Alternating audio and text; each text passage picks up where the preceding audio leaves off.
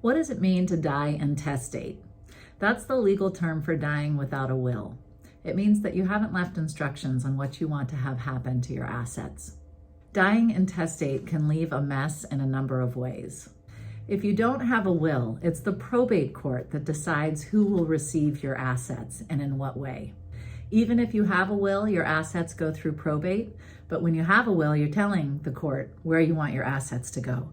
Without a will, it's up to the court and the law. When there aren't clear directions on where things can be distributed, it can cost a lot more money and take a lot more time, the probate process.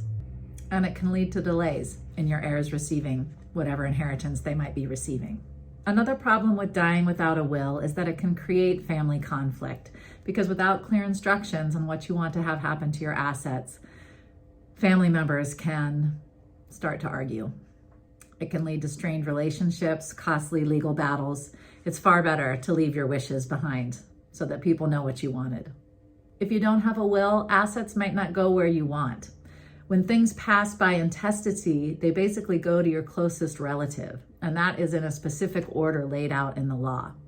If you're unmarried, if you want your assets to go to friends rather than close family members, or for a variety of other reasons, it's best to leave your wishes.